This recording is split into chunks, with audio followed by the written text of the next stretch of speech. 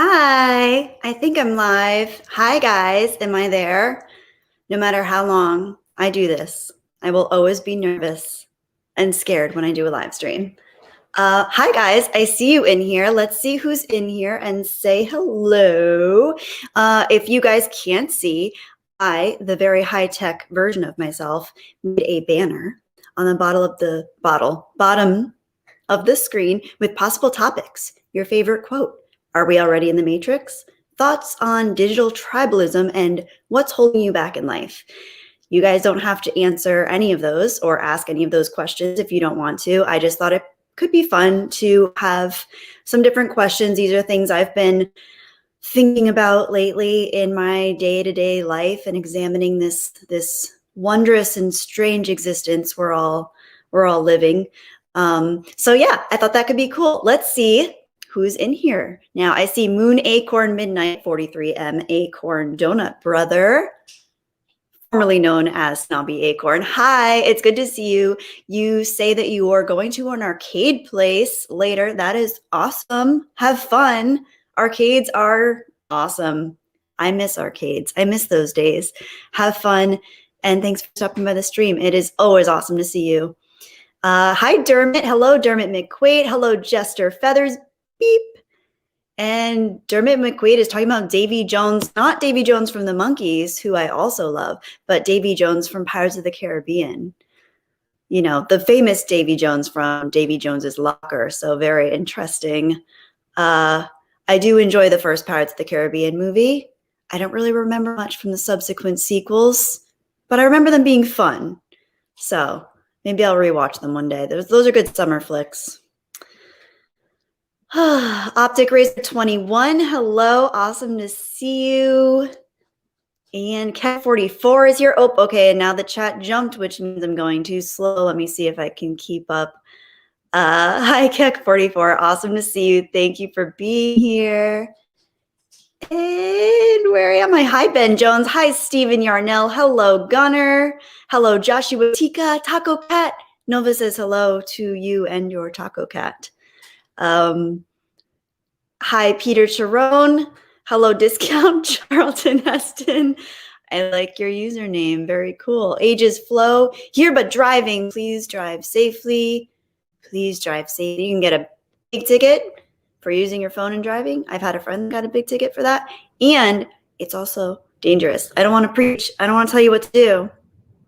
But just be careful, please. Be very, very, very careful. No one's life is worth a live stream.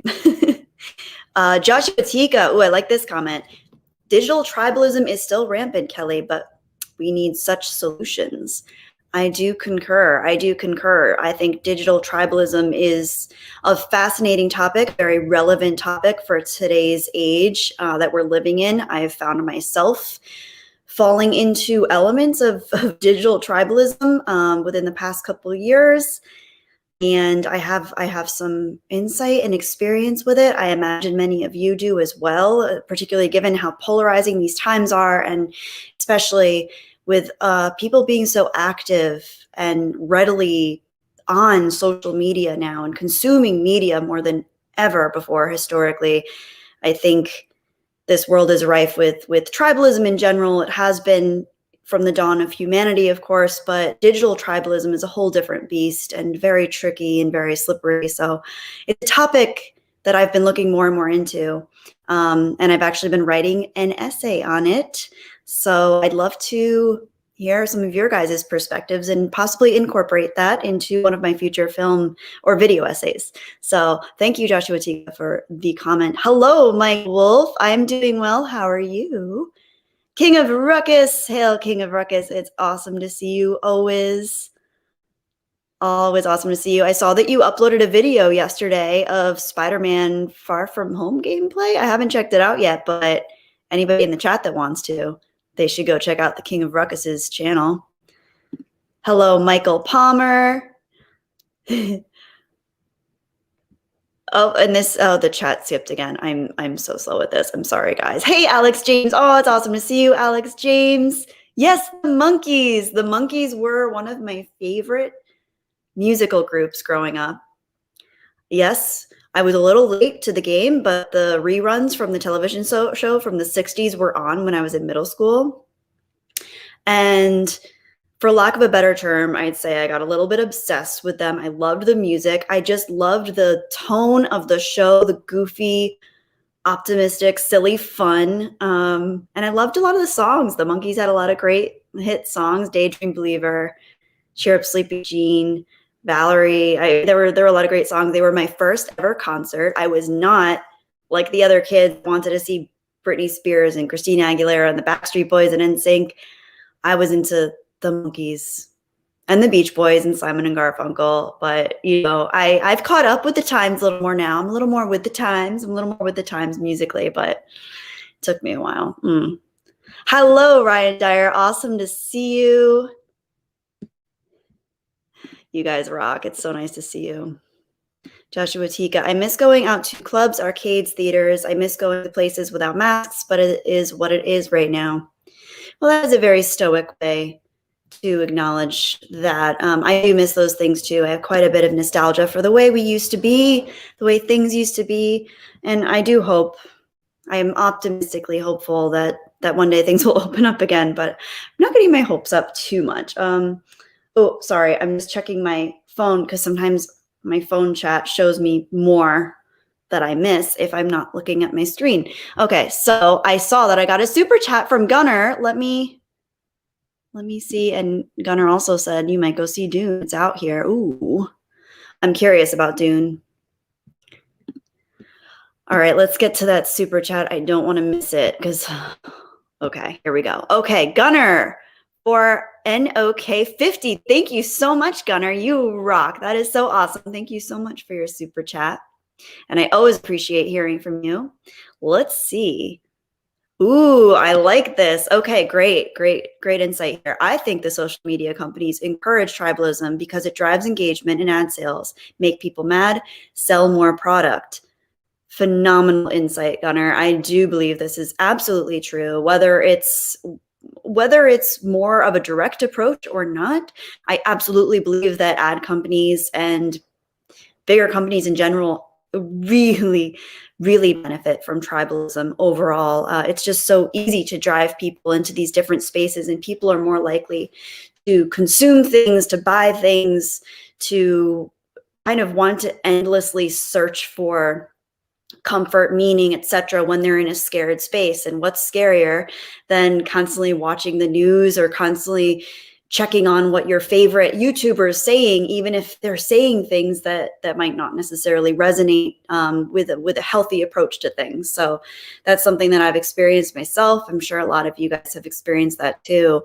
And yeah, it absolutely has a direct correlation, a very positive correlation with if the charts here, people spending more, people buying more, there's that scarcity complex. Fear drives and motivates people, I think, oftentimes to continue not only to consume the information, but to try to find things to bring them comfort when they're frightened or angry. So fascinating, great insight. And thank you again for the super chat. I really appreciate that. Joshua Tika says, it's definitely the matrix we're living under. I hope you can create a book discussing digital tribalism. It would be an interesting read, Kelly. Well, I'm not on the book yet. This essay I've been working on has been taking quite a bit of time. When I do have free time, I love writing. I used to write much more when I was younger, but I'm definitely not a novelist or an actual author by any stretch, but I do enjoy writing. And that is my most recent essay. I was inspired to write about a month ago, just on tribalism and you know, different facets under the umbrella of tribalism, things that are more prevalent now than ever, such as grifting and just general fakeness, people creating personas that benefit them monetarily or socially, and then not really living up to those expectations or to that reality that they construct. I think that kind of stuff is all really more rampant and prevalent than ever. But what I'm working on is more so in the vein of just pure digital tribalism, but I'd love to get into more topics like that. Another one that's really cool is that's really interesting, and this is something that I've seen being a part of nerd culture for so long, is this weird phenomenon where the nerdy kids that grew up awkward and weird, like myself, suddenly become up on a pedestal, and they're suddenly seen as the cool kids that know what they're talking about and know what they're doing, and people start following them.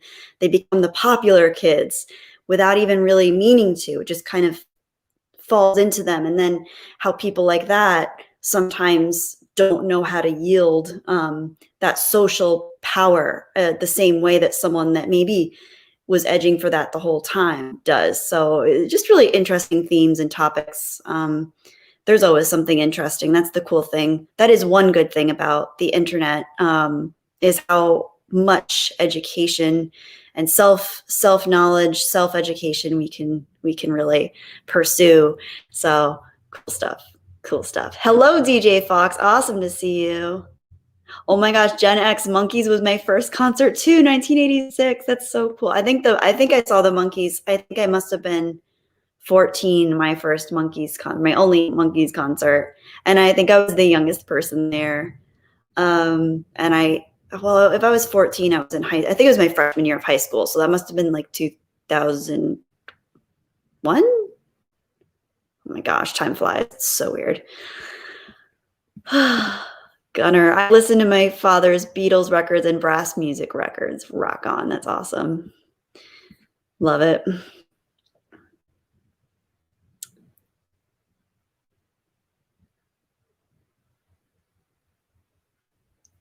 Optic Racer 21, LOL, talking about tribalism, nothing more silly as political ones. My friends in the States tell me about the present situation, plus I see the news. Very interesting phenomena. Yeah, that's an understatement. It's fascinating. As many of you guys know, I'm a little bit more moderate on the political scale, or at least I try to be. But of course, it's harder now than ever. And certain values of mine fall a little bit more left or right, depending on what the topic is. But I do try to be as moderate as possible. But it's sad to see how many friends I've watched go from being friends or even close relatives with people, and this is on either side, and just completely not even just losing the core of their friendship based on their perceived different belief systems or value systems, but actually eroding the humanity, the humanistic lens through which they see other people. We're essentially being forced, I think, by the media to other people that we don't agree with, not because it's this direct, I don't know that it's necessarily this direct pipeline that's so obvious. I think it's much more insidious than that. And I don't know that it's even aware. Most people are even aware that they're doing it. But the more we consume certain things, especially with an algorithm-based system like YouTube, Instagram, whatever feeds we subscribe to on various media outlets, the news that we watch, of course, we're shown more and more of the same information being purported by more and more of the same types of thinkers, people with similar or the same value systems, belief systems.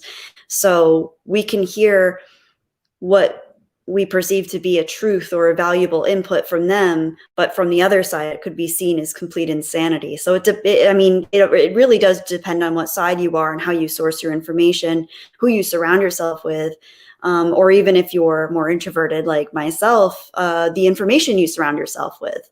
So it's perplexing and overwhelming, but I like to think that there are ways to maintain sanity, but it's a struggle for sure.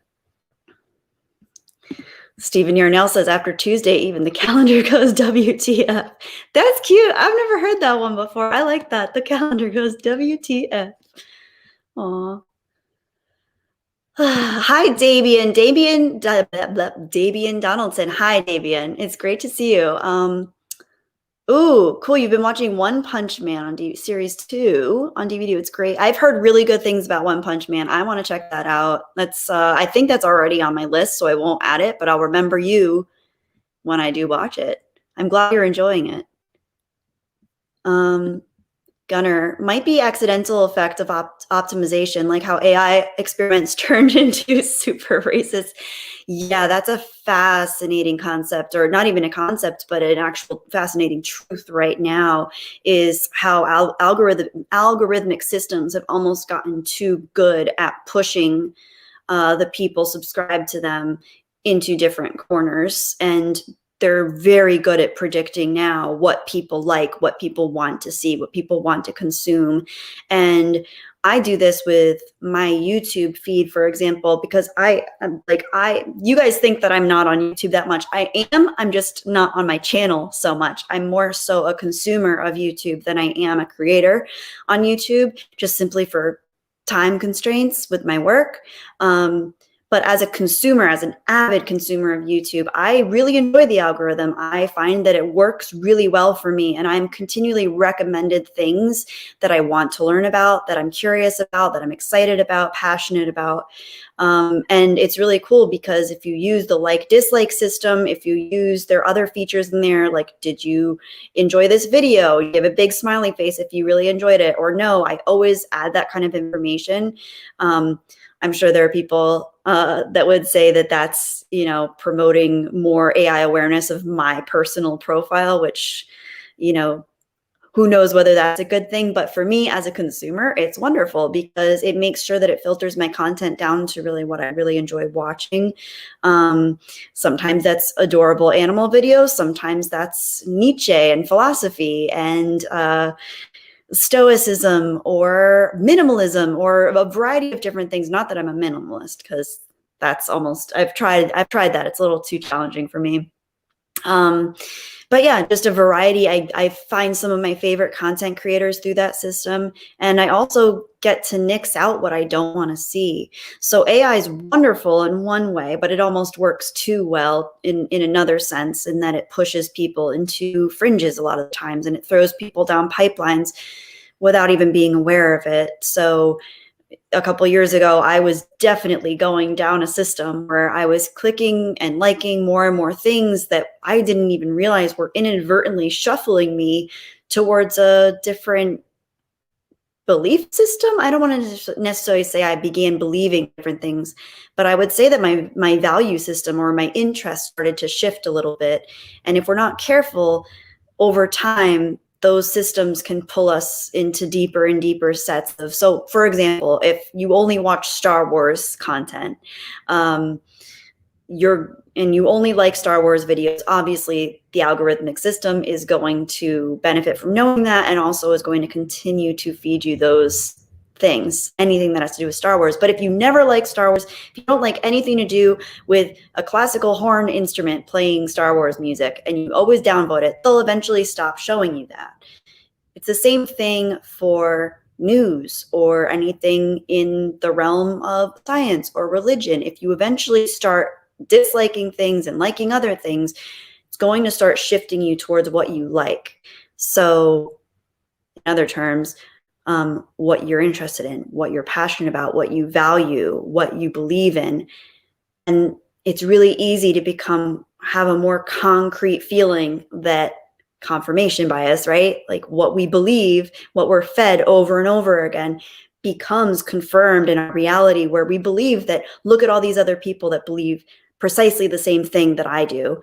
So that's where echo chambers come from. So it's fascinating. It's scary. It's a really interesting branch of humanity that we've created for ourselves as a tool, but it's becoming almost this weird feature of enslavement, because our minds are becoming, unbeknownst to us, our minds are kind of becoming hardened into this confirmation bias of either the world's burning and terrible, or the world's beautiful and I'm going to find a way through it, and all the spectrum in between those things. So yeah, sorry for the tangent, guys, but it's fascinating to me.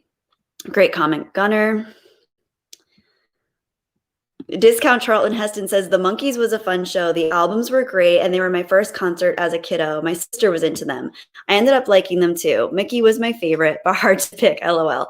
I actually picked up drumming when I was in middle school, I think, because I loved Mickey Dolenz, and I was so inspired to know that Mickey and actually most of them learned their instruments for the show. Because spoiler alert, for those of you who don't know, the Monkees were in fact a manufactured band created for television after the success of the Beatles. So I thought that was really cool. And to this day, I still, if I hear music, I need to finger drum on whatever surface is around me, including my own legs. So fun fact. Yeah, Mickey Dolenz was awesome. I also love Davy Jones. Amber Production. Wow. The last movie I saw in the theater was episode 9. I'm going to fix that when Halloween Kills comes out. Nice. I am excited for fall and fall movies, and we all know that means Halloween movies. I am always excited for that.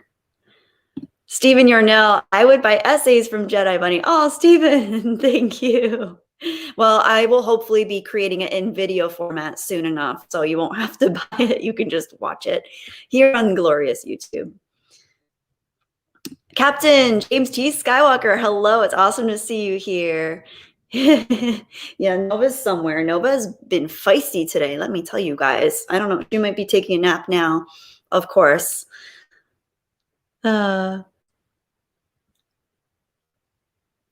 Gunner, I look up to movie/game nerds because I can trust the recommendations most of the time for what is good to watch. Same here. I personally I know people are divided, especially prequel fans, but I love Red Letter Media for that reason, because they almost always have just really interesting takes on things, and funny. They make me laugh quite a bit. So they're my personal favorites. But I used to watch like Jeremy Johns and that kind of stuff. But as far as geeky people go, there's just a plethora now. I never knew how many geeks there were. I wish I knew how many geeks there were when I was a little geek in school, because I sure felt pretty weird and alone most of the time in my geekiness. So it's nice to have the internet for that reason, because now I don't feel quite so isolated in what a weirdo I am. It's pretty cool. Sakori Nova, I believe, is napping somewhere in the other room, but I'll let you know if she comes out. And Montana, my sweet pea, is here. Hi, Montana. It is lovely to see you. I hope you're doing well. It's awesome to see you. I don't know if you can tell. I think, yes, okay, I've got you here. Yeah, I made you a mod last time I saw you in my chat, because you're awesome, and I hope you're doing well. And if you see Jessie sometime soon, please let her know I send her my love. I miss Jessie. I saw her in Vegas. She's really cool. That's how Sweet Pea / Montana and I still call you Sweet Pea. Montana and I sort of met on a live stream was through Jessie. And I can safely say, guys, this isn't always the case, but Jessie is the same person in person as she is online. She's a really genuine person, which I really appreciate. And same with you, Montana. You're awesome. And I hope you're doing well. It's so nice to see you.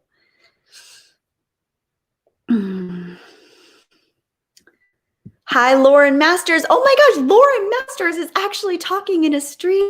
Lauren, I don't know if I've ever seen you say hello in a stream before. I've almost always seen your comments like right after it uploads. So this is a very special moment for me. I feel like maybe you've commented before in a stream live, but if you haven't, this is especially the way to see you, because it's like a rare surprise and treat. So hello, thank you for saying hello in the stream, Lauren. It is awesome to see you, and I hope you're doing well. And here's a heart for you. Oh, so cool. Yeah. Montana, oh my gosh, I have a wrench. Yes. Hi, Mattuine, good to see you. Montana, nice. Yes, great. I look at everything as objectively as possible. Yes, same here. I think that is, it's what helps me feel sane. If I find myself hearing one part of a snippet of the news or a snippet of someone's opinion or judgment, I very quickly try to go within my own mind and realize, okay, there are probably multiple sides to this. There are probably a variety of different stories behind this and ways of looking at it. So how many ways can I look at it? And if I can't visualize a different way of conceptualizing it, then how can I research it from the other angle, even if I might disagree with what the other angle or side is? I'd rather have as wide a viewpoint as possible than be so hard-headed in this one singular point of information or opinion. Yeah, that's awesome. Being objective, it's so freaking hard though. It's so hard. Yeah, it's crazy. Release the quack and we'll have to watch back later. Work more of these, please, Kelly. I know I want to. I've been meaning to stream again. As you guys know, it's just hard to do so with my schedule. And I've been traveling more than I should this year, but I had to for a couple different things. And then I'm actually going back to the East Coast to see my dad. I haven't seen him since the last year. So I'm going this week. Oh my gosh, I'm going this week. So just so much going on. Feels like as soon as I start to relax, there's something else to do. But we'll see. We'll see. Hopefully when I get back, I'll have more time. Gary Schartz. Hi, Gary. One good result of nerd tribalism is they were a set of people that helped keep the band Rush going for decades. Rush is awesome. I have to give mad props to Rush for their incredible musical uniqueness. So yeah, Rush is a good, solid nerd band for sure.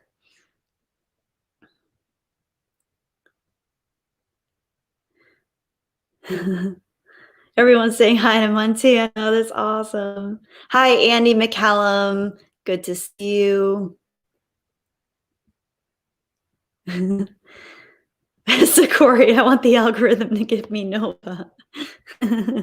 She's here somewhere. Hopefully she'll wake up at some point. She usually does. She usually wakes herself up at some point.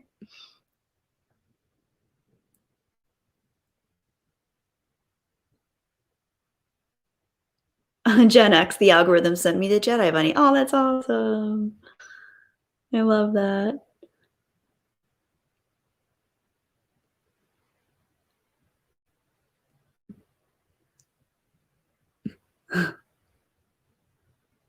Montana, I just like music. My whole library is just music. That's awesome. Music is amazing. It's one of my favorite human inventions. I guess you could say it's a human invention. I know there's ambient sound that can sound akin to music, but it's not quite human or art. Ultimate Toby, you're not actually that late. Actually, we really just started not too long ago. You're only half an hour late. Some people miss the whole thing and then they're so upset. So you're doing well. It's good to see you, Ultimate Toby. I saw your comment last night and I'm glad you were able to make it. Always happy to see you. Holocron Library, Fox Jedi Bunny. Hey, Gandalf. Gandalfine. Gandalfine.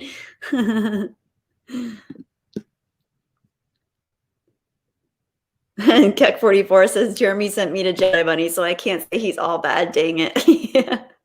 Yeah, he really helped me out, helped me figure out what the heck I was doing. I'm still really not sure exactly what I'm doing, but he definitely pointed me in the right direction in many ways and helped me figure out how to live stream, how to talk a little bit more naturally. I still get nervous. I still feel awkward.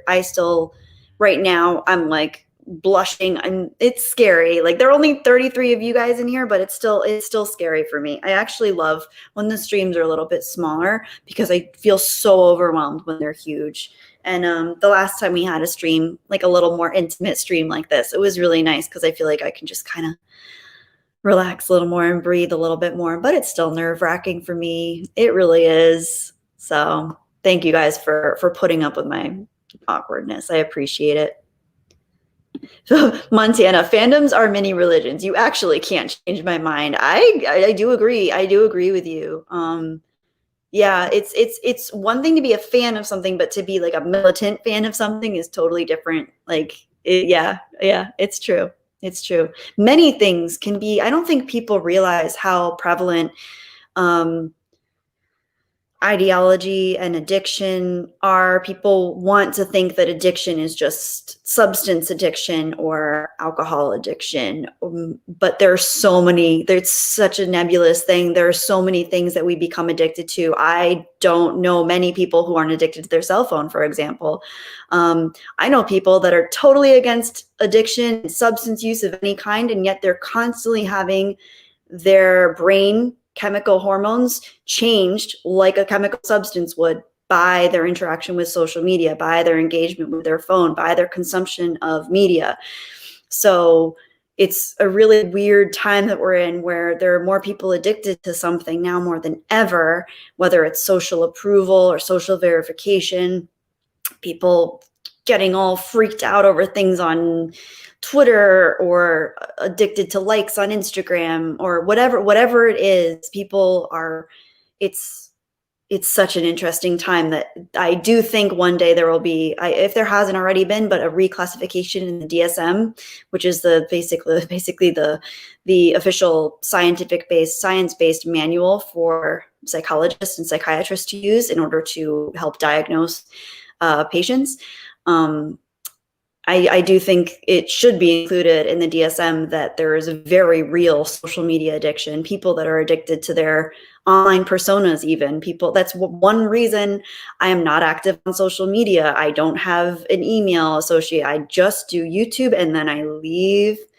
I have an Instagram, you guys, some of you guys know, but I barely ever go on there, maybe once every couple months, and just like post some things, see some of my friends and family that I haven't seen for a while.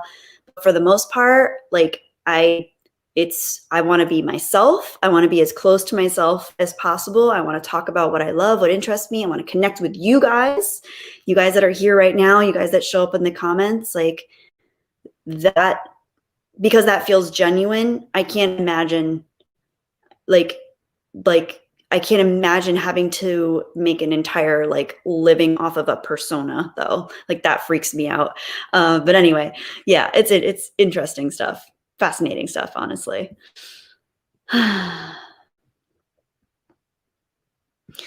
Corey says, I'm trying to get rid of Kathleen Kennedy by downvoting anything to do with Kathleen Kennedy.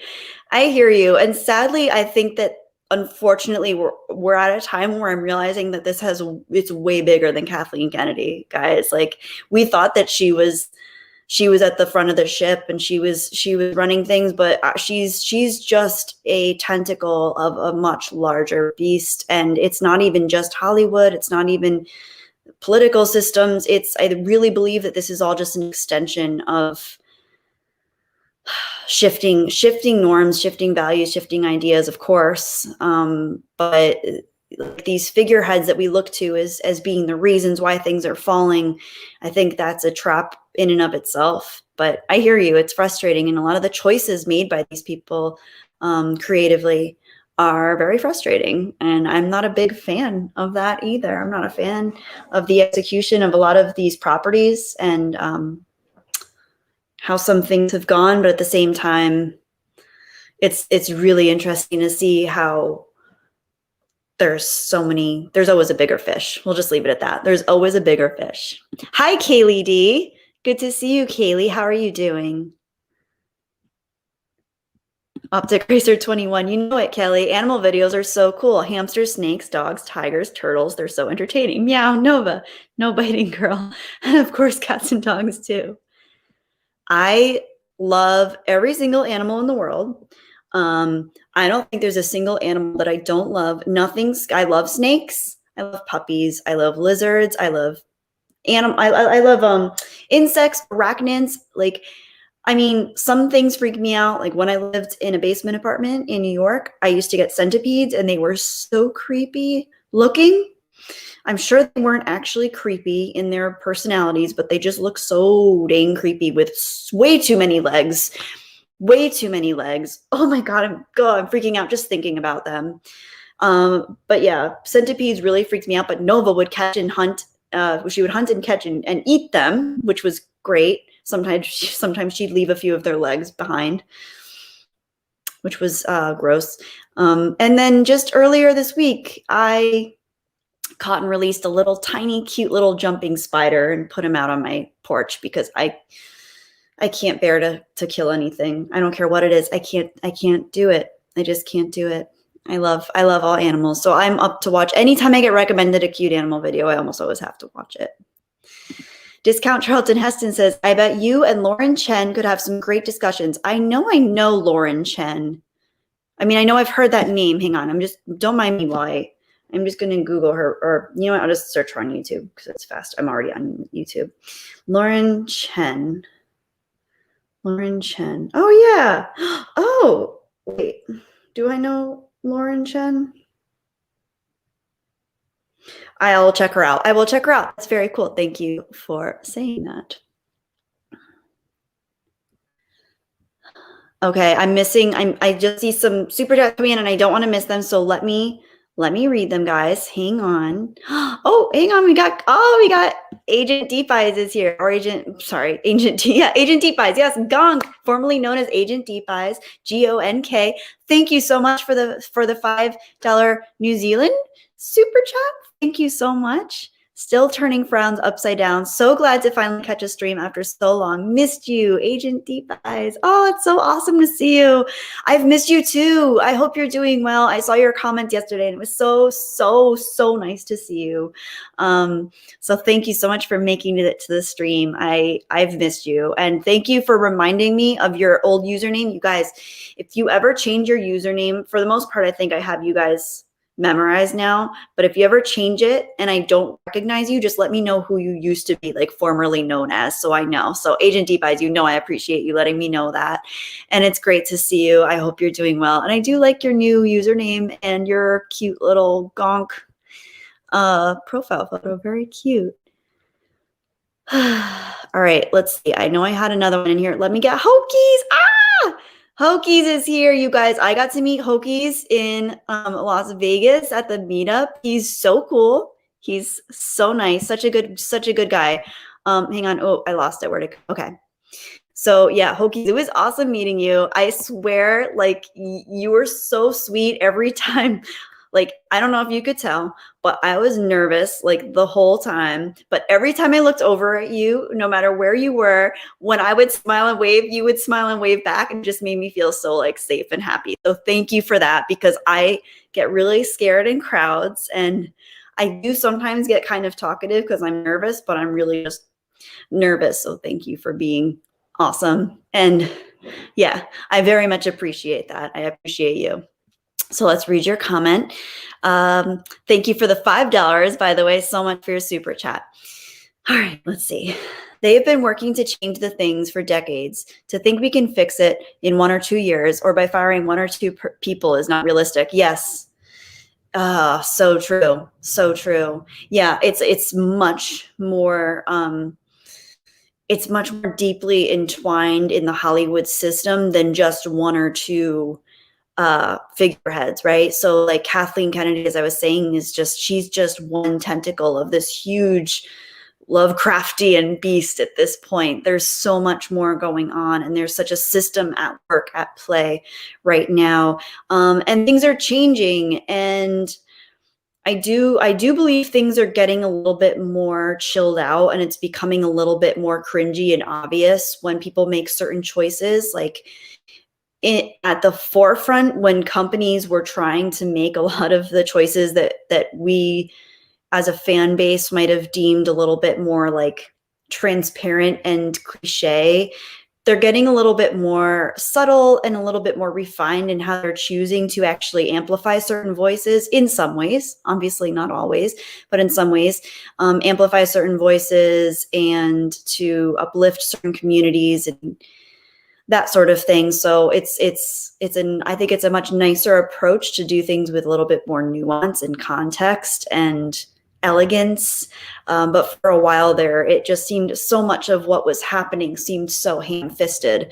What was being pushed into our different forms of entertainment. So it's nice to see some of that settling down in some places. I for one, I typically don't really watch mainstream film and television very much anymore, unless it has absolutely rave reviews from people I trust, in which case I'll of course check it out. But I love independent cinema.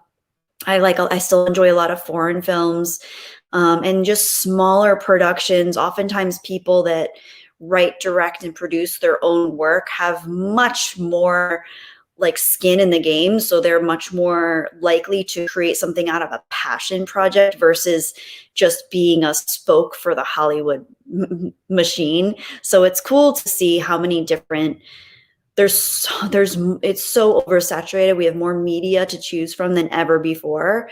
And it feels overwhelming and decision fatigue sometimes, but there are still quality projects out there that you can find. And I've been in a huge mood for spooky movies because something about as soon as it turns to like slightly mid-August, I start getting excited for fall and like the Halloween. So I love, one of my favorite genres is horror when it's well done.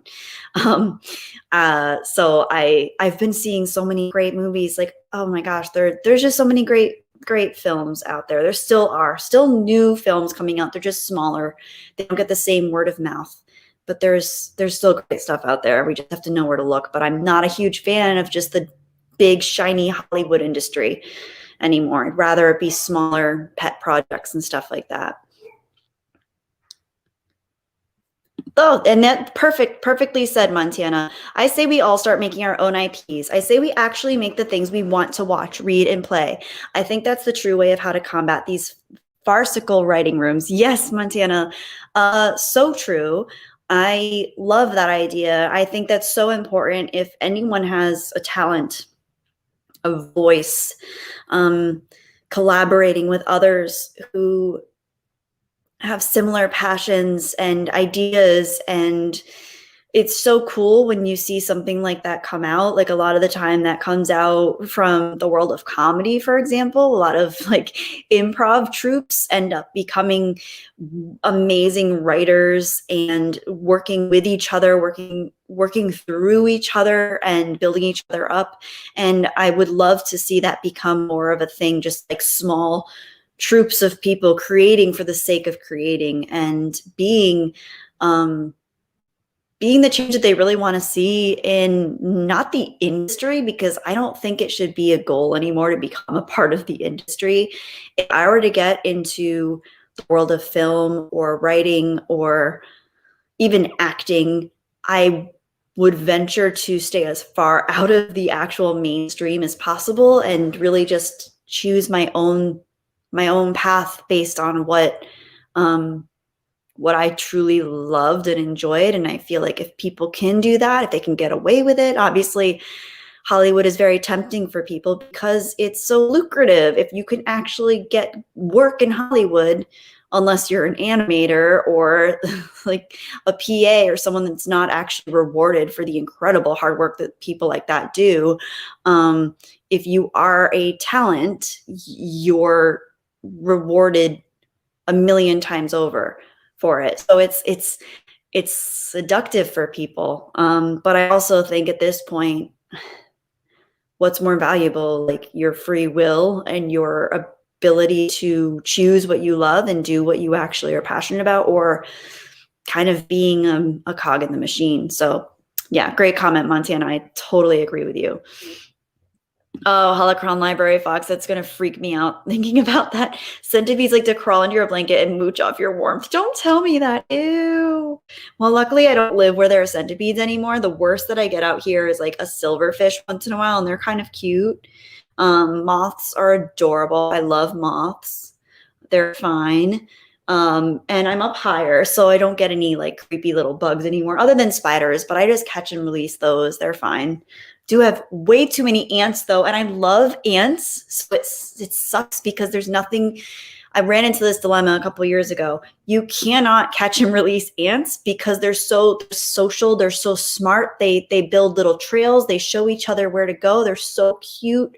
I was watching an ant on my bathroom floor the other night, and he was just cleaning himself and cleaning his little antennas, like slowly drinking out of a tiny little drop of water on the floor. And I didn't kill him because I can't, they're too cute. But the thing about ants is you have to get rid of them. Nova's here, by the way. Hi, Nova. Hi. Hi, Nova. Oh, you guys see Nova? There she is. Nova, say hello. Okay, well, can't get a cat to do it. You want a cat to do, so. Nova, do you want to say hello?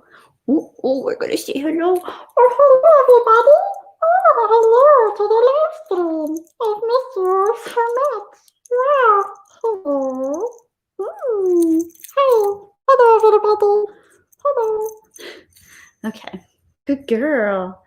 Yeah. Anyway, that's probably a great segue for me to stop talking about how cute I think ants are because, sorry. Okay. Spike and Madness, hello. I have cat fur in my mouth. Hang on, guys. I saw a super chat and I don't want to miss it. Gosh darn it. Okay, here we go. Okay. Hang on, let me get the fur out of my mouth. Sorry. Hi, Stephen Yarnell. Okay, here we go. Stephen, thank you so much for your $4.99 super chat. Thank you so much. Steven says, Kelly, if you had a YouTube member system, what would you name the levels and what perks would you add? I definitely need a Jedi Bunny and Nova shirt. That's a great question. See, I've thought about doing that because I am eligible for like a membership thing, but I feel really guilty because, as you guys know, I'm super sporadic and kind of spontaneous with when I'm able to do live streams, depending on my schedule and how often I'm able to upload depending on that. So I would feel really guilty about not being able to provide like regular content to members on top of also like you guys who all just show up without necessarily wanting to be members. So, but if I were just imagining it for fun, what would the levels be? I don't know, how many levels are there? I don't know. I'd have to think about that. I really like that question because I love categorizing things. So that could be really fun. I mean, obviously I'd love to do a Star Wars theme, but there's so many other cool things that you could do with it. Like, oh man, I don't know. I might do a Star Wars theme and have like Jedi, B'omarr monks, because I think B'omarr monks are really cool. They're just a random part of the EU that I think are fascinating. I don't know. I'm on the spot. I don't know, Stephen, but that's a great question. And I would love to make Jedi Bunny and Nova shirt one day. We'll see. We'll see if we ever get there. But for now, I'm just like the lowest of tech, the lowest of YouTube. Like, I'm not even, for me, just getting to hang out with you guys and chat right now. This is awesome. I'd love to do it more. I really would. I'd love to make more of it. And maybe one day, I don't know, maybe one day. Sakori says we should start a stormtroop. But again, Stephen, thank you so much for your super chat. I really appreciate it. And that's a great question. And I'm flattered that you even would consider being a member if I ever did membership. So we'll see if I ever get more regular with streams and uploads. Maybe I can do that. Hey, Pedro. P. Ferreira says, I still want to write for film and TV. Good. Then you should do it. And write for yourself first and foremost, obviously. Write what you want to write. And then, hey, if they want to buy it, they can buy it. They can buy it. But they will change it. Some of them will change it if you're not writing for what they want to portray on screen. So you got to remember that. It'd be cool if you could write and produce, because then you have more say in what happens. Ooh. Green Lantern 345 says free will trumps money every day, all day. Amen. I will take my freedom over money every single time, because at a certain point you will not be able to pay for your freedom, and that's horrifying to think about. Yeah, so.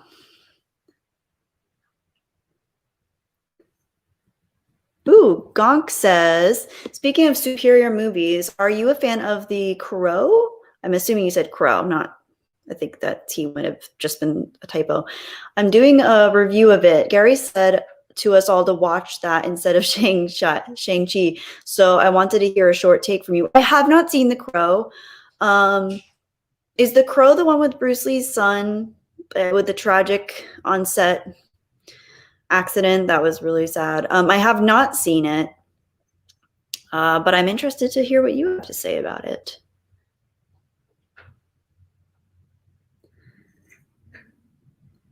Within Cells Interlinked says, I see concept artists killing it with the original IPs. Yeah, there are a lot of talented, amazingly talented concept artists out there. Oh my gosh.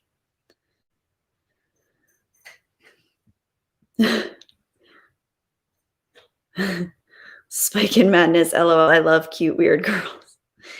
Nova. Hi, Gary N. Oh, Gary N's in the chat, you guys. I mean, I'm sure you guys saw him earlier than I did, but everybody, please say hello to Gary N. Yes. Okay. Oh, the chat skipped again. I'm too slow. Oh, I'm trying to read everything. Everything. Oh, and I got another super chat. Hang on. Oh, Stephen, thank you for another super chat, Stephen. You rock. And Stephen, for another $4.99, thank you so much. Says, no guilt necessarily. We love your content and hanging out. Well, thank you so much, Stephen. That means so much to me. Thank you. You guys rock. Thank you so much. I love everybody saying hi to Nova. Sakori, oh, great question. I love this question. I love answering this question. I get why you use name Jedi, but why Bunny? So I love, obviously, the Jedi part is self-explanatory. I absolutely love the concept of Jedis and being able to yield what's inside us and also what's outside of us for good and for self-empowerment and for standing up to the darkness in the universe, and also all of that stuff. The bunny part is because I am scared of my own shadow. And I think the bunny part is more so along the lines of, I feel like a scared little animal, but I'm also really loving and sweet, and so I feel like it's a marriage of those two concepts: a Jedi that's powerful, that's strong, that wants to fight for what's good in the world, and then a bunny that's scared to do it and that doesn't know its own power. So it's kind of like the dichotomy of both parts of myself. So that's the Jedi bunny thing. Thank you for your question. Kaylee D says, I might be going to at least one of the meetups in 2022. I hope I can meet you. I would love to meet you, Kaylee. That's awesome. Meetups are really cool. It's really nice to meet people, honestly. Like, it was so cool to put some faces to names. And I didn't know I was even going till like the very last minute. I wasn't even sure if I was going to be able to make it, but I did. And it was really special. It was definitely overwhelming. It was eye-opening, but very cool. And obviously I had already hung out with Jeremy a couple of times. Obviously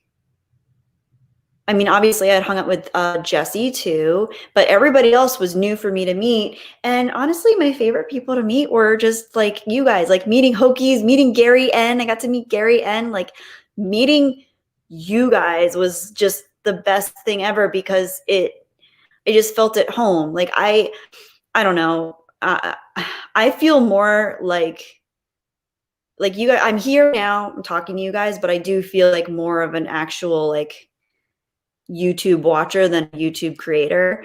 Even though I create things and I do live streams, I still feel like I'm not like a persona. I'm just a person.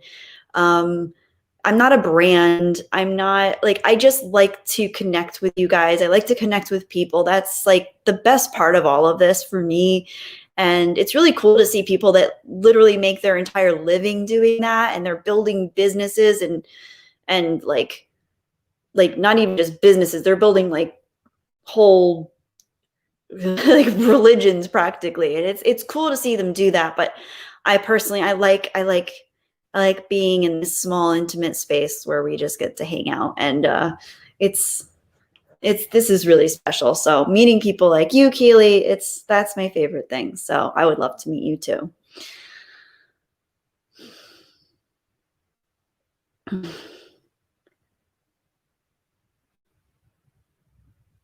P. Ferreira. Yeah, I don't think the industry is ready right now for the sort of stuff I used to watch in the 80s and 90s. Yeah, there were different times for entertainment, for sure. Captain James T. Skywalker, perfect. I don't know why I didn't say it. A Nova is never late, nor is she early. She arrives precisely when she means to. Exactly.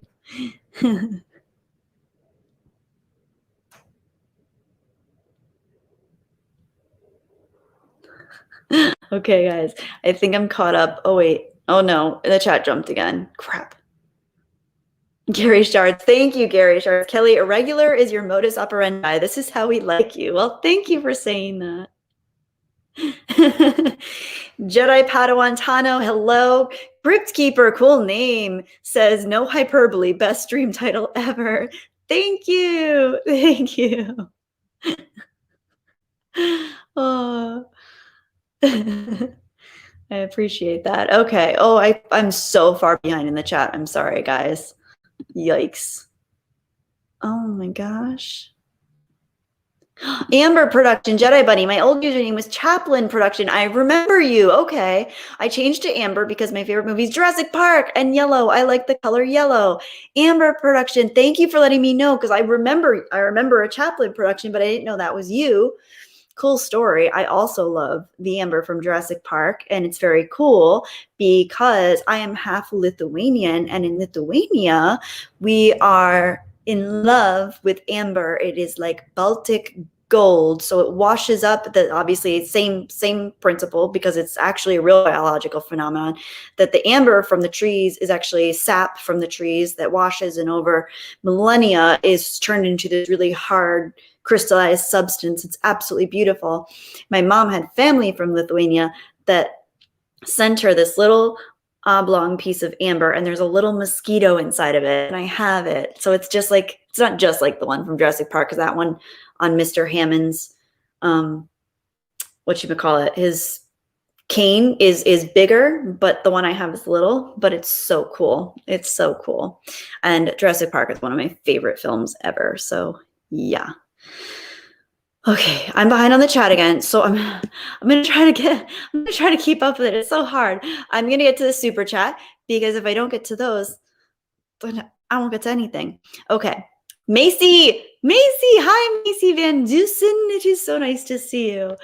And thank you so much for your super chat for $5. Macy says, and now everybody, it's time for us to do the bunny bounce. Boing, boing, boing, boing, boing, boing. Thank you, Macy. I love it. Thank you so much, Macy. It's awesome to see you. I hope you're doing well. I'm glad you were able to make it. I saw that you were worried you might not make it in time after you got off of work. So I'm glad you were able to make the stream. I saw you and Gary talking about that. So I'm happy, so happy to see you here. And thank you so much for your super chat. You are awesome. Oh my gosh, is 80 edits here? Wait, I see Steven saying hi to 80 edits. Oh, where is he? 80 edits. Oh my gosh. Dang it. Okay, Kelly, I'll be up in LA this weekend over near Universal if you're around. I'm not going to be around. I'm going to be on the East Coast, but next time please let me know. I'm going to be on the I wish I could see you, but I'm going to be on the East Coast. I'm flying home to see my dad, so I will not be in the area. But thank you so much for asking me. We have to get together soon. So maybe when I get back, I'll be back in a couple weeks. So hopefully sometime around then. But thank you for letting me know. And everybody, please check out 80 Edits channel. He is awesome. He is so talented. He makes the most beautiful edits. He does Star Wars. He does a variety of other things.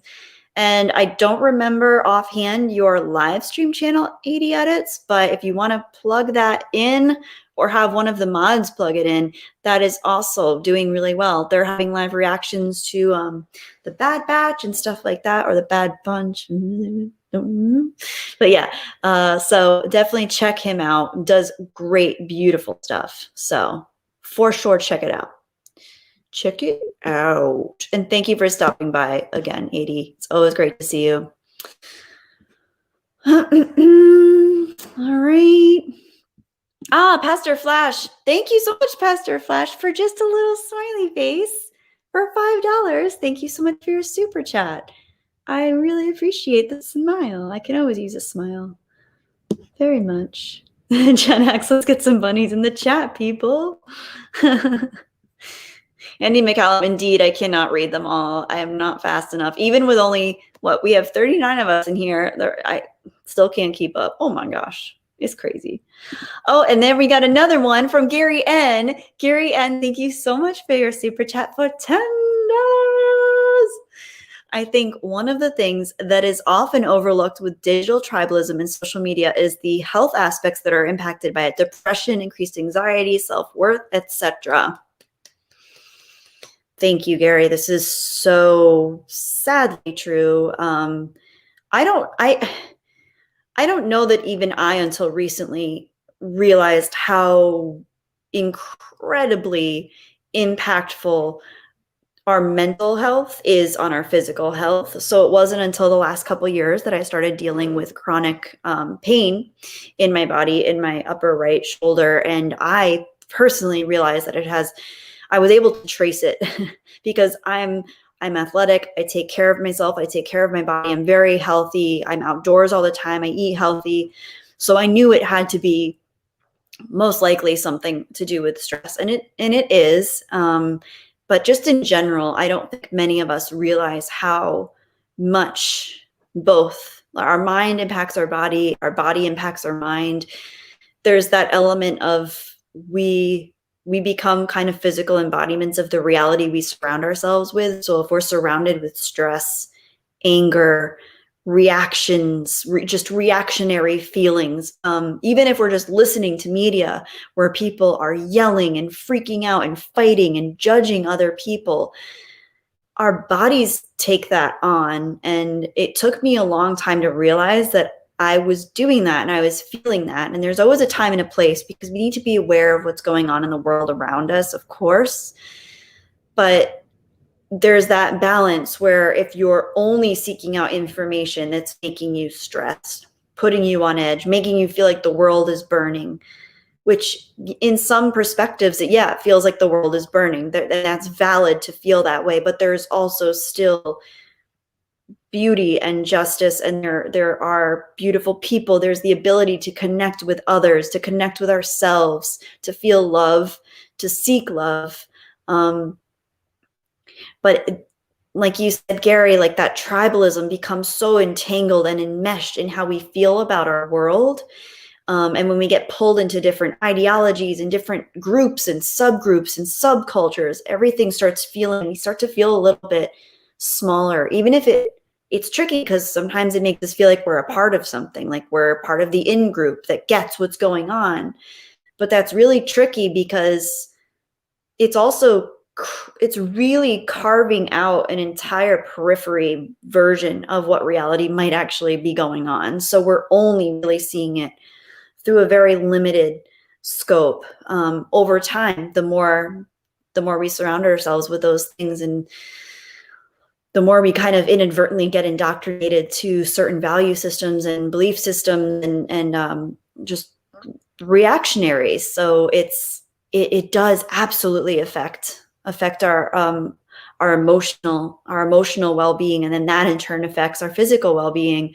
But yeah, as far as the emotional element, I actually think that was the thing that made me realize why I was feeling physical pain, was that I was putting myself sometimes in very limited emotional capacities and expecting somehow for myself to just move through it and feel light and feel like everything was okay. And I should have enough energy. I should have enough inspiration and motivation to move through my life.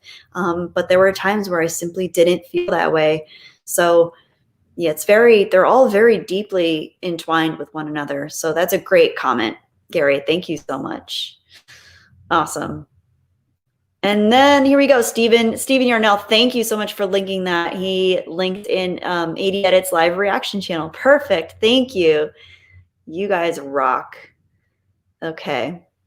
Yes, Montana. Well said. Society itself is very totemic. Agreed. All right. Let's see what I missed. Let's see what I missed on my long tangent. Oh, cool. Okay, Montana, you would not believe how your brain impacts your body. It's why I cut myself off from Facebook and Twitter. I have an Instagram, but just post my artwork.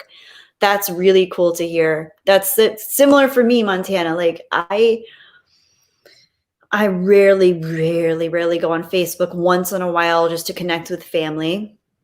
And a couple friends that I can't reach in any other way. And then Instagram, I barely go on there, maybe post once every couple months and just see what a few family members and friends are doing.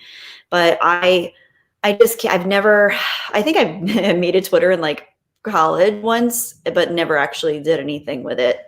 So there's no posts on it. People always ask me if I have a Twitter, but I don't.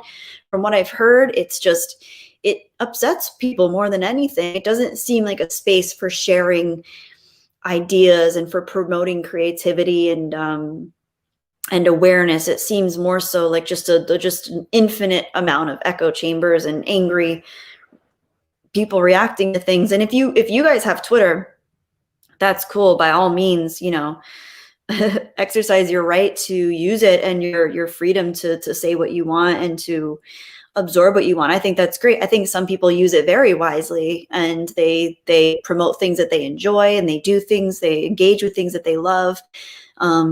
So I don't want to come off as though I'm just completely discounting people that have any kind of affinity for any kind of social media. I think it gets tricky when we find ourselves spiraling into a level of reliance on those systems, because that's when we start needing our social engagement or our social approval from those outlets, or we start feeling like we're part of a group. It can be tricky. So that's cool. That's cool that you have that outlook. I appreciate that very much. Another super chat. Oh, from Sorian Sky. Thank you so much, Sorian Sky, for $5. I'm a half full guy, I guess. As long as we in World War III, we'll get through it. I like that. Thank you, Sorian Sky. I really like that that outlook. That is a very healthily optimistic outlook. I agree. It doesn't look like we're in World War III yet, so I'm gonna try to adopt that rosy mentality too. I do appreciate that. I always appreciate positive, optimistic people. Of course, it can be, you know, it can be wonderful to be able to have, you know, different outlooks on things, but I love optimism and positivity. As long as there's some realism in there once in a while, it all works. Thank you so much for your super chat. Stephen Yarnell, gotta unblock those chakras. Oh no, the chat jumped again. Oh my gosh, I'm so slow at reading it. I'm sorry, guys. Sakori, how many mods in here? I feel like I'm in a donut shop full of comps. Well, to be fair, when I started adding a bunch of mods, I had much bigger streams. We've definitely shrunken down our streams quite a bit. They're a little bit more manageable now, but I like my mods in here. Everyone I've chosen has been people that I've learned to trust and enjoy, and I see that they're fair and balanced, and that's what I really appreciate. So yeah, it's overrun. It might be a little overrun when the streams are smaller, but if and when we ever have a larger stream, you guys, they come in very handy. Trust me, these guys are rock stars.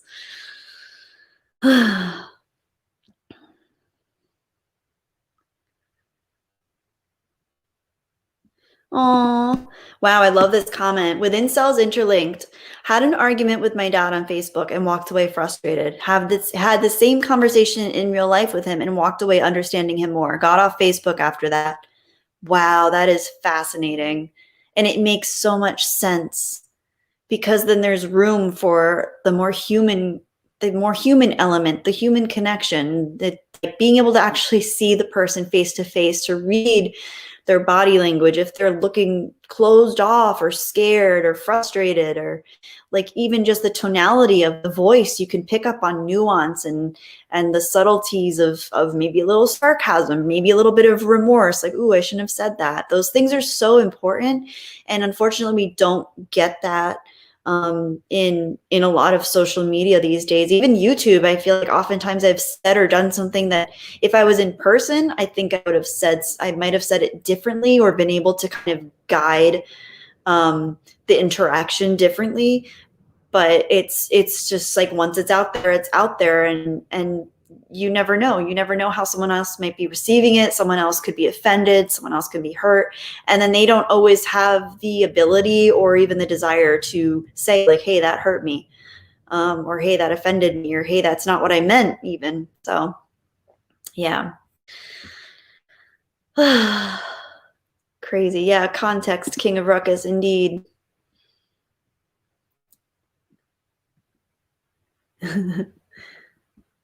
This Corey says, make Nova a mod. I wish I could, but she doesn't have opposable thumbs, so I don't think she'd be very good at it.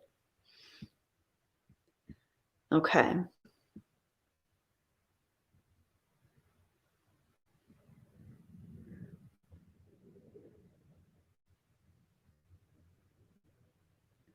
Sorry, guys. I'm just reading through old. Oh, bye, Green Lantern. It was nice having you here.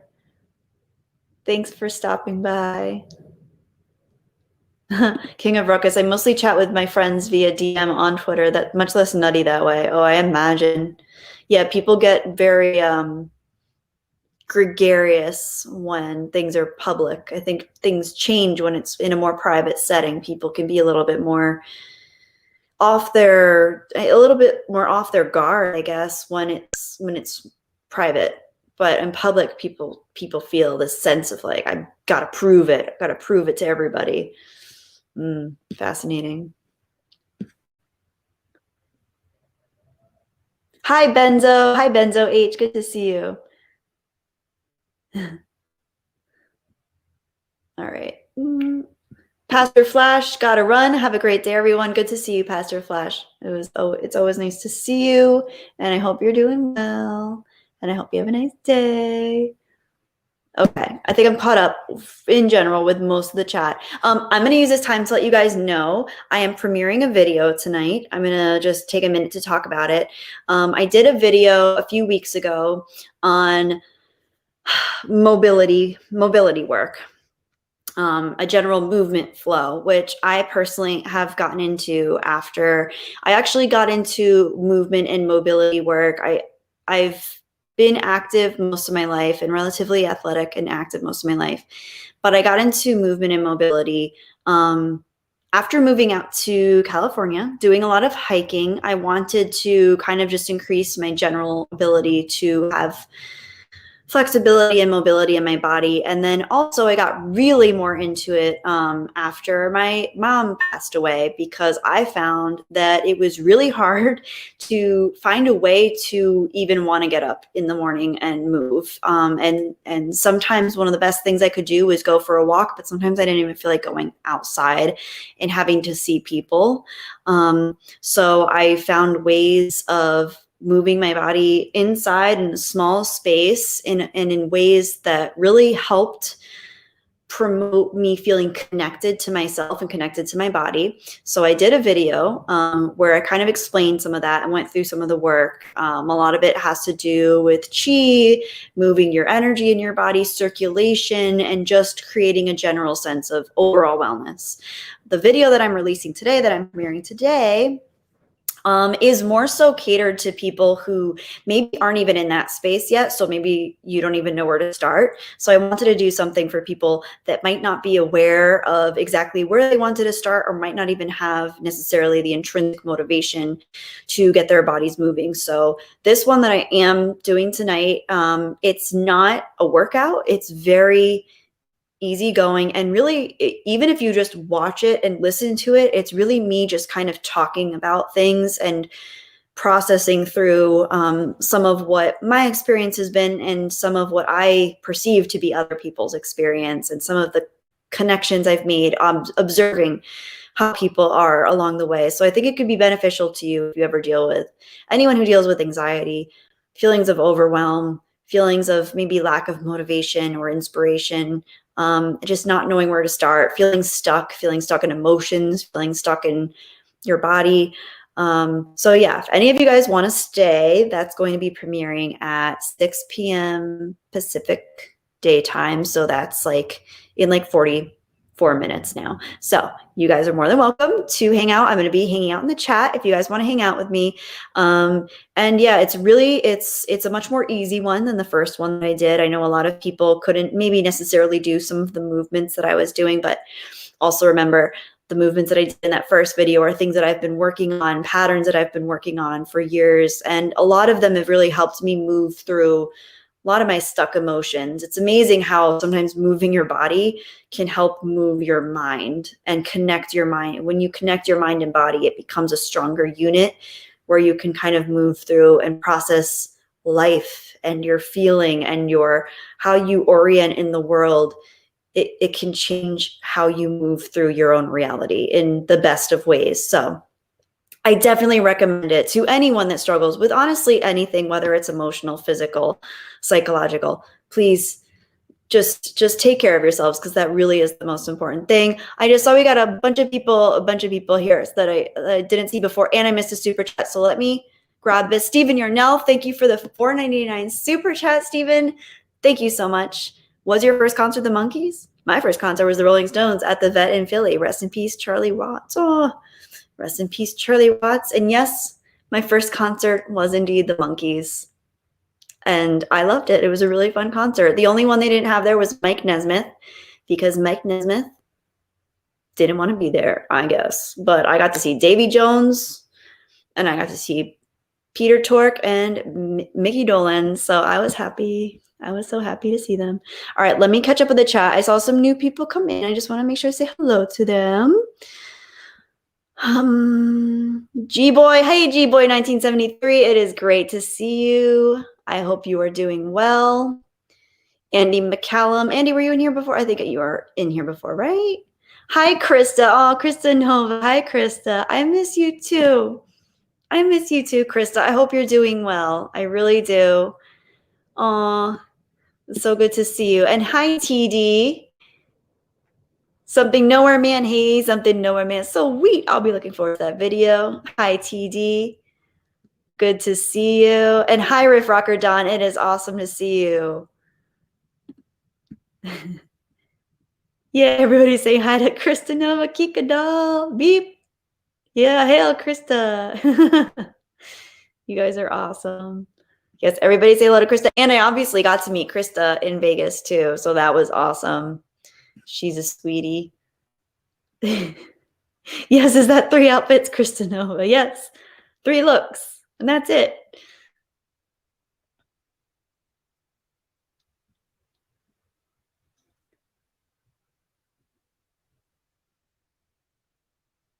Okay, guys, oh, that's awesome. My first concert was Rob Zombie, says Montana. That's awesome. Gonk says, now I can't stick around, but thanks, chat. Thanks, Kelly. Hope to see you soon. Gonk, gonk.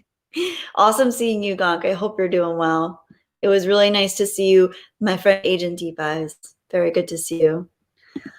Red 5 standing by the Monkees. What are you, 65? No, maybe in my soul, but yeah, I was watching reruns of the Monkees in the, I guess, the late 90s, early 2000s. I found them and I really enjoyed them. They spoke to my old soul, so I appreciated them.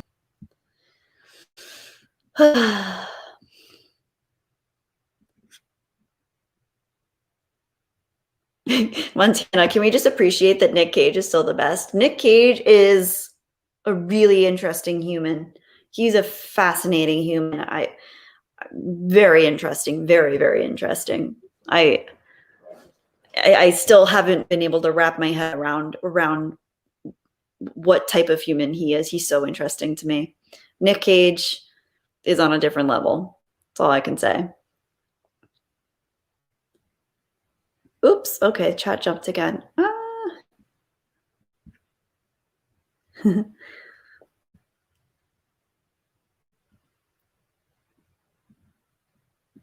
Gonk says, till next time, chat. And hey, if you want to see my stuff, I'll be putting some vids up soon. Look out for a new review soon. So guys, you can go check out Gonk. He's going to put up a review soon. You can go check him out. Oh my gosh, Something Nowhere Man. I remember my first concert.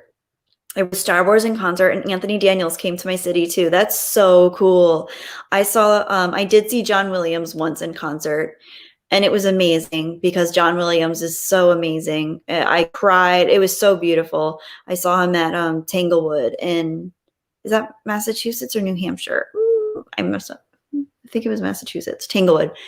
It was an outdoor concert. It was beautiful. John Williams is just amazing. I love him. It was beautiful to see. He just recently did, I think he did a movie night out here, but I didn't get to see him. Oh, the chat jumped again. Crap. Okay, and here we go. Let's see. Hey, with the monkeys. Yes.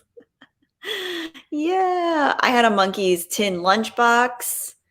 Oh my gosh, my parents must have really questioned me, but I bought myself a Monkeys fan letter subscription, which was just this black and white paper printed pamphlet that I got like every 3 months. But that's how I found out that the Monkeys were coming to town for a concert. So I had to go see them, of course. Yeah. Oh my gosh. I loved the Monkeys. I think I had all of their albums. I think I bought every single album. I knew every single one. I obviously watched the film Head, the Monkeys movie, which was a play on words between Help and Hard Day's Night, because, originality, what's that? But it was kind of cool. Jack Nicholson was in it. I think Jack Nicholson actually produced it, weirdly enough. So, I love Jack Nicholson. The Memes of Destruction. Hail, Memes of Destruction. How are you doing? Welcome. Thanks for joining us. Gary, and my first concert was Eddie Money. I was 16 and performed at the country fair. Oh, that's cool. Stephen Yarnell, Nick Cage, good or bad actor? Good actor when he has the right material. Over actor when he's not reined in by good directing and or good writing. I do enjoy his acting, though. I think he can be a very competent actor when working with the right material and working with a competent director. But definitely like real over actor and just can just be very uncomfortable to watch when not working with the right material. But I feel that way about a handful of other actors that everyone thinks are really good. But I think there's a lot to be said for direction in certain circumstances. But yeah, I do think he's good, though. He's got good chops. He just has to know what to do with them.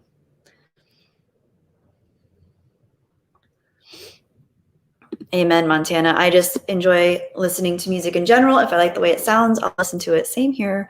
The only kind of music I've never gotten into is country. I love every other genre. I love classical. I love reggae. I love classic rock. I love alternative rock. I love emo.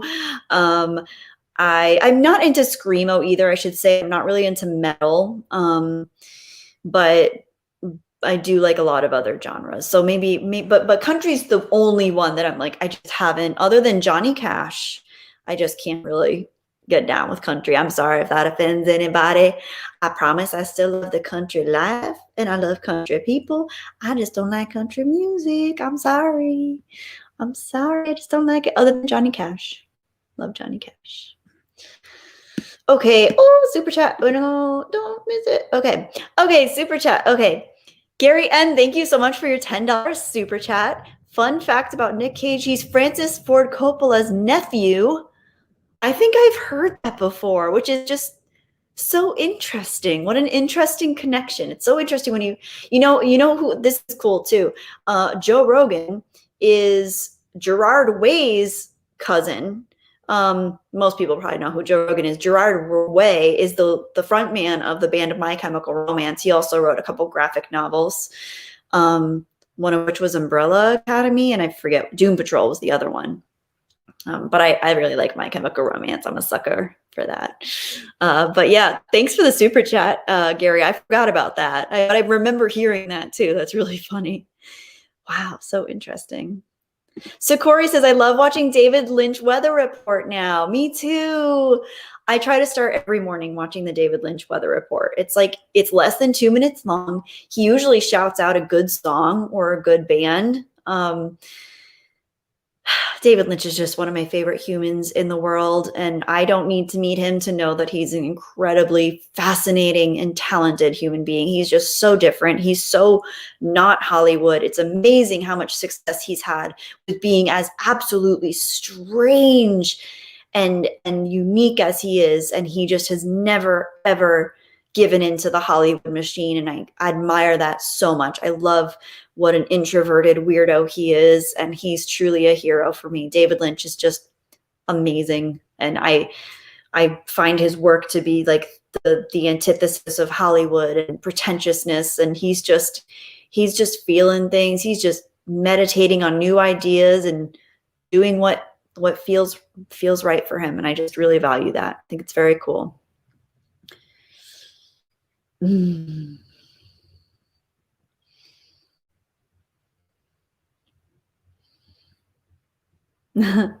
Okay. Hi, The Grove. Good to see you, The Grove.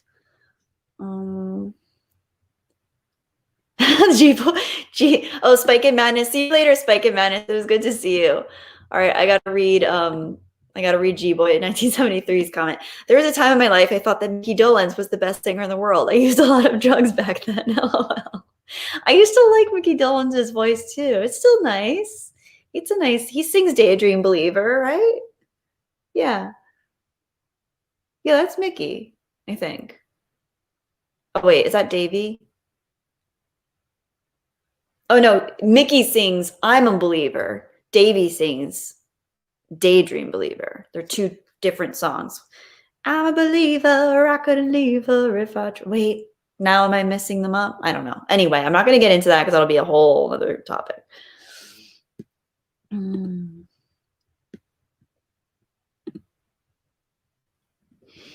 Montana says there is an art overreacting. That's true. People get paid for overreacting these days, which is just really scary and fascinating to me. Yeah, people get paid to be outraged now. It's strange times. Oh, there's a note to overacting. That's true, Montana. Also that. I thought you said overreacting. Yes, there is an art to overacting. That's true. Some of my favorite actors are overactors. They can't rein it in, and it's passion, and it's kind of cool. Andy McCallum, I like your what's the remake of the Wicker Man reference? Very good. Macy says I liked him in Ghost Rider. I haven't seen that yet, but I imagine he was good. Yeah, Macy Van Dusen, thank you for the super chat, Macy, for $2. Macy says I liked Cajun Ghost Rider. Yeah, apparently that's a popular one for him. People really like that property for him. I could see him being good in that role. I liked him in Face Off too. Him opposite Travolta was really fun. That was a fun, wacky movie. I like wacky movies with strong leads like that. Two weird leads. That was a crazy movie. Oh my gosh. So intense. Raising Arizona. Yes, Keck 44. Raising Arizona. Oh my gosh. Gotta love the Coen brothers. Sorry and Sky, you pretty much have the same taste in music as me, except I like lots of Asian stuff. See, I don't know any actual Asian artists, but I love anything with Japanese flute in it. I absolutely love the sound of Japanese music.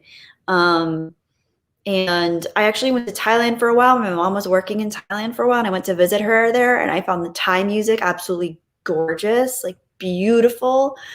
And also I really do love Indian music, especially classic Indian music, like Indian from India music. One of my best friends is Indian, and she lives in India.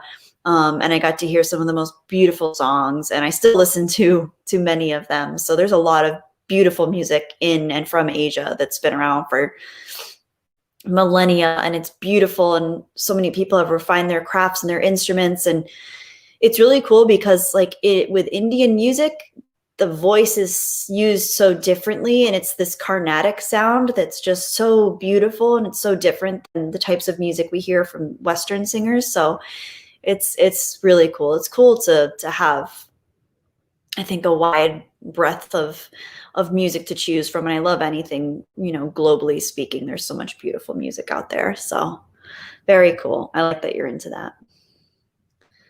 Kai. Hi, Kai. Oh my gosh, Kai MFS. Kai is another person that I got to meet, and Kai is awesome in person. Oh my gosh, Kai, it's great to see you. Oh, that's cool. I didn't know that. He went by Nicolas Cage because he didn't want to ride on the success of his family. That is cool. I appreciate that. Good for him. That's really cool. I like that. And it's great to see you, by the way, Kai.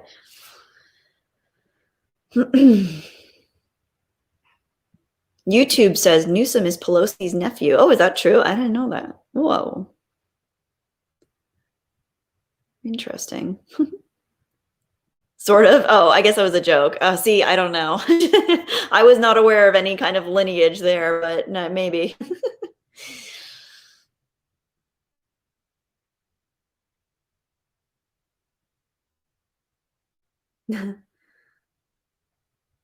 Oh, Matt G, like, oh my God, like, seriously. Hi, Matt G. Thank you so much for your super chat. Like, totally. That's so exciting. Maybe one day we can open Latte Larry's. Cat 44. I fell into a burning ring of fire. It went down, down, down, and the flames went higher. Star Wars, blah, blah, blah, blah.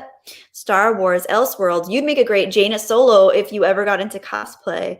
I used to do a little cosplay here and there. It's really embarrassing though, because my outfits were always like just not. I just wasn't that great at it. But yeah, maybe one day. I think I'm a little too old to play Jaina now. But thank you for saying so. I appreciate that. Jaina rocks. There is one. Oh, who was it? Jeff from World Class Bullshitters mentioned it. There's this what was her name? And the fan art reminded me of me, and he even said that in his stream. Hang on. I won't remember the name now. I wish I could. I don't want to look it up because I don't want to take any time away from talking to you guys, but there is a Star Wars character that I look similar to, that looks similar to me in the fan art part, which is weird.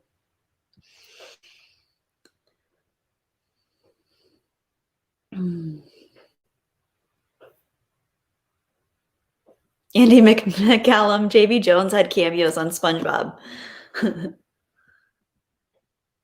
The chat jumped again. I'm sorry. Okay, we got super chats coming. I gotta read these. Okay. Missy Van Dusen, thank you for another super chat for $5. Oh no, darn it. Something has come up. One last bunny bounce. Boingy, boingy, boingy, boingy. Ta-aw. Macy, it's great seeing you as always, and I really hope you're doing well. Thank you so much for stopping by the stream. I'm glad you were able to make it, and I hope you had a good day at work. I really do, because you deserve it. You're awesome. Memes of Destruction says Kai MFS is cool. I can confirm. Yeah, I was really impressed with you, Kai. You were one of those people where it was like, you were so there, so present, very authentic, very tuned in, comfortable in your own skin, which I can safely say I'm jealous of because I get so in my own head about things and so awkward. But like Kai was such a authentic, genuine, resonant person. I just really appreciate people like that, because especially me as a still recovering awkward person, it's really inspiring to meet people like that. So I very much appreciate it. And one of these days, Kai and I are going to do a stream together too, by the way, once I'm back, because this travel coming up has me all kinds of stressed with logistics, but we'll figure it out. Ooh, King of Ruckus says Judd Nelson and Emilio Estevez are brothers. Yes, I've heard that. And Emilio Estevez is cousins, not cousins. Wait, never mind. I'm not talking anymore. I'm done talking about that. But I know he's related, and I'm forgetting the name of the other actors, of course, because why wouldn't I? Why wouldn't I start to say something and completely forget what I was saying? But I like the movie Repo Man. And I think Emilio Estevez is in that. That's a fun movie. That's a weird movie. I like weird movies. Thank you, Stephen Yarnell. Oh my gosh, because I have an alarm set for, oh my gosh, for 4 minutes from now for the premiere. But thank you for reminding me that the premiere is in 30 minutes. Thank you. Gary N for a $20 super chat. Thank you so much, Gary. Everybody say hello to Gary N, being awesome, Gary. Thank you so much for your $20 super chat, Gary. I love this quote. Be who you are and say what you feel, because those who mind don't matter, and those who matter don't mind. I love that quote. That's That's beautiful. Thank you so much, Gary. I love that. I need to remember this one. I swear this one is one of the best ones. I love this quote, be who you are and say what you feel, because those who mind don't matter, and those who matter don't mind. I love that. Thank you. Thank you. Thank you, Gary. I love that so much. Thank you for sharing, and thank you so much for the super chat. Wow. Beautiful.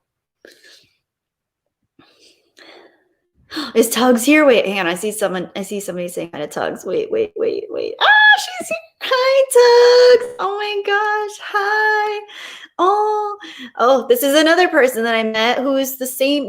Tugs, you're so awesome, because I swear you were like such a gem online in your streams, on the girl streams when we used to do them. You're such a gem, and then you're the same person in person, and it's just like so beautiful. You're just a beautiful soul and person all around. So you're awesome. Guys, check out Poor Choices with Tugs and X-Ray Girl. They cover reality TV, they cover The Bachelorette, but basically it's just both of their awesome personalities talking and having fun. So please check them out. They're great. And Tugs also has a Twitch channel. So if you guys ever watch Twitch, go check her out in there.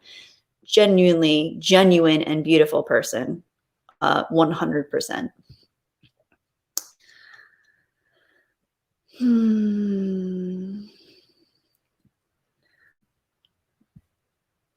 Okay. Sorry, guys. I'm reading. Sakori, LOL, you should cosplay Maz Kanata. Yeah, that's more fitting for me. I could do that. YouTube says, Lynch just got into Psych, such a professionally pre-woke show, and the Twin Peaks homage episode was amazing. Ooh, I didn't know that they did that. I might check that out. Anything Twin Peaks related, I love. I love Twin Peaks.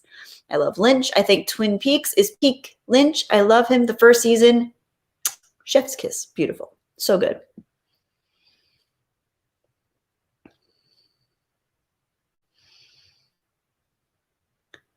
Half Brothers with Charlie Sheen. That's what I meant. Thank you, G-Boy 1973. Yes, that's what I meant.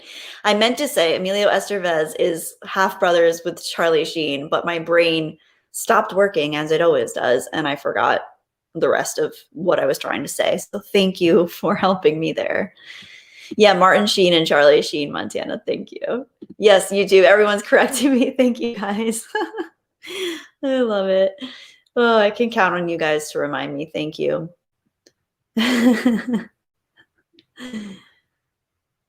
Oh, here we go. This is some real genealogy facts right now. Okay, Andy McCallum for the win, for the genealogical lineage win.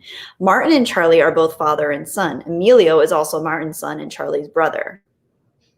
Okay, so a different mother, brother from another mother. Cool.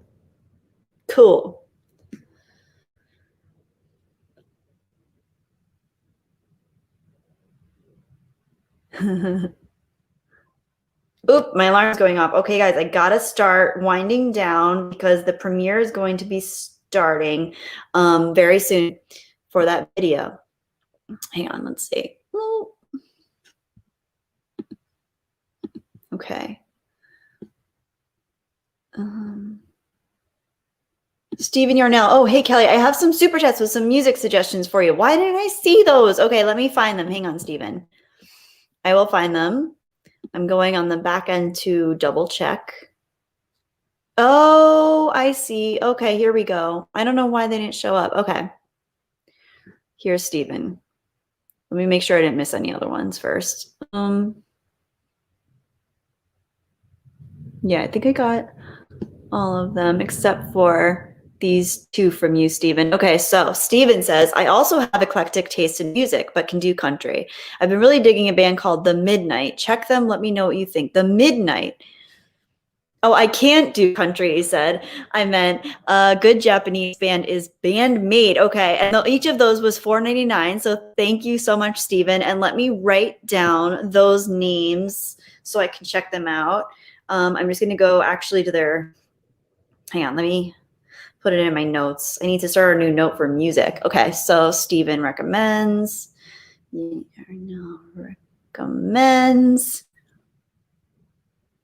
Midnight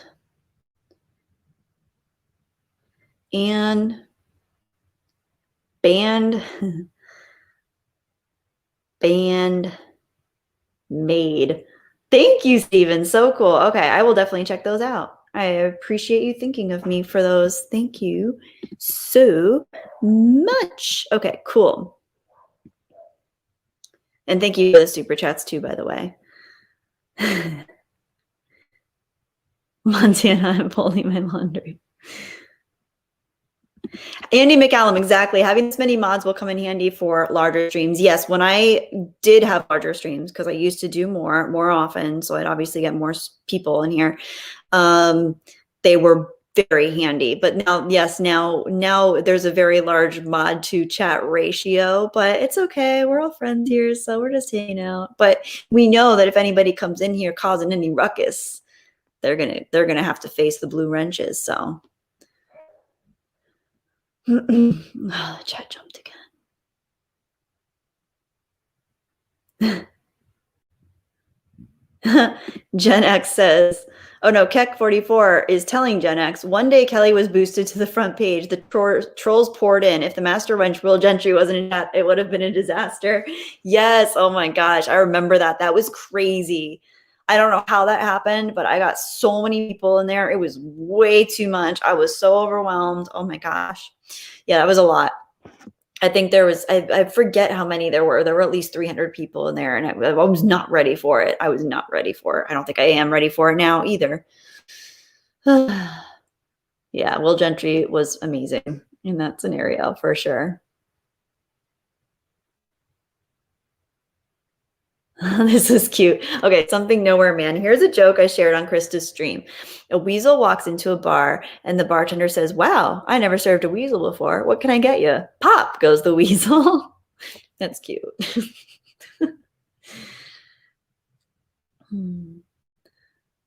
Okay, guys, I really should get going. So that video is premiering at 6 in like a little over 15 minutes. 6 my time, so Pacific daytime. And let me read you, this is what I'll do. I'll read you the description I wrote for the video. So you can get kind of an, oh, someone's in the chat already. Holocron Library Fox is in that chat already. Okay, let's see. All right, so how do I find my own description? I don't even know. Okay, this is the description for the video that's premiering. The video is called Flow and Pep Talk for When You Don't Want to Move. Let's unplug from the matrix together. Feel free to watch/listen or try if you're feeling overwhelmed, tired, unmotivated, or if you just don't know where to start. We all have dark days, but often reconnecting to ourselves is the best way through. This video is a from the heart pep talk at the least and a gentle flow of movement at the most. This is beginner friendly. Go at your own pace, tune into your body, and moderate as needed. And this kind of work is incredibly helpful for chronic pain, chronic stress, chronic fatigue, anxiety, processing stuck emotions, grief, and loss. I want to share it with you in the hopes that it can spark a reconnection with your body and mind the way that it does for me. Always remember, luminous beings are we, not this crude matter. So that appeals to any of you guys. I suggest watching it. You don't have to do the movements. You can just listen because I do talk throughout it and kind of explain things. And of course, wax philosophical and psychological as I always do. So if you guys enjoy me talking about this sort of stuff, then I think you'll enjoy it. And I will be in the chat hanging out with you guys. So yeah, I hope you enjoy it. And I hope to see you guys there. And oh, hang on. I missed a super chat. Hang on. Okay, everybody's freaking out. Oh my gosh, Gary. Gary N with a super chat for $100. Oh my gosh, hang on. Gary N, let me give this my full attention because my alarm's about to go off. Okay. Gary, thank you so much for the $100 super chat. You are amazing. Thank you so much. Wow. Thank you so much. Let me read this. Okay. Thank you for streaming today, Kelly. Even though it was one of your shorter streams, it was a wonderful way to end a very busy day at work. Looking forward to your premiere. You were inspiring me to focus on my body-mind connection, and I truly want to thank you. Thank you so much, Gary. That means so much to me. I'm so glad that in any way that I've helped you kind of find a sense of what you want to work on and how you want to connect to yourself. So that just like means the world to me to hear that I've helped you or inspired you in any capacity whatsoever. If I do that for anybody, whether that's mentally, emotionally, physically, at all, like that truly means the world to me. I genuinely care about you guys. We've been hanging out and chatting and talking for years now. Most of us here, some of you are newer, but for the most part, I feel like I've gotten to know you guys on so many different levels through so many different lenses, and it just means so much to me, and you guys mean so much to me. And so I really do want you to take care of yourselves in whatever capacity that means. And I want you to find joy. I want you to find connection. I want you to find love and meaning in your lives, like, because I know how valuable that is, and you guys are valuable to me, and I really appreciate you. I feel like just because I'm the one talking on screen doesn't mean that we're not all in this together. So it's really like a group effort at this point, and I take what you guys have to say very it's very valuable to me. It's very important to me. So yeah, we're all in this together. People like you, Gary, and make this possible, make this so special, make this so beautiful. I appreciate all of you so much. Wow, everybody's freaking out at Gary's super chat. Look at this. Oh, I love that. Yeah, Gary N is a rock star. Awesomeness. You guys are great. I'm so happy I was able to stream today. I know. I tried to give it longer notice than I usually do. I know it's still short notice. Yes, Andy McCallum. Gary has a beautiful soul. You're very right, Andy. He really does.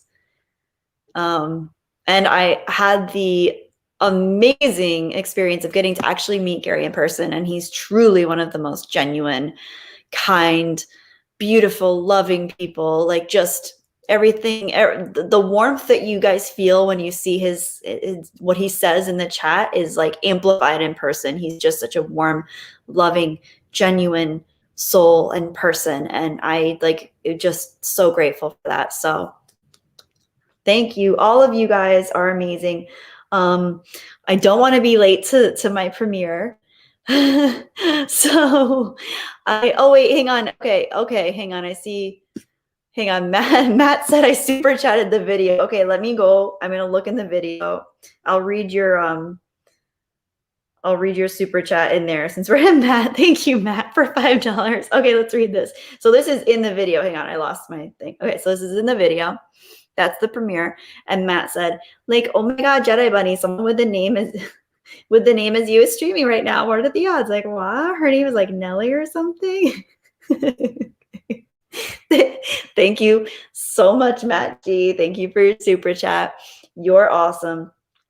So I'm gonna head over there soon. Let me just finish reading a couple more comments.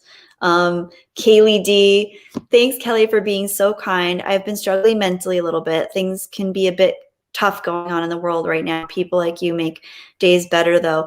Thank you so much, Kaylee. I'm so sorry to hear you've been struggling. Thank you for showing up today. I really appreciate you being here. And I know I don't know you personally, but from what I've read of your comments and how you present yourself, you seem like a really warm, loving, sweet, just beautiful person with a lot of value and thoughts to add. So please keep being yourself. And I know that it's hard to struggle though. So that's valid. The world feels like more intense and polarizing than ever. So you're very valid to feel that way. Please take care of yourself and know that you're worth it and you're valuable. Then that same goes for everybody here in the chat. But thank you so much, Kaylee. Really, like, it's a joy to see you and get to hang out with you for the stream. And Kai MFS says, thanks for another loving and uplifting stream, Kelly. Take care. Thank you, Kai. Thank you for stopping by. It was so good to see you. So good to see you here. And yeah, you guys are all awesome.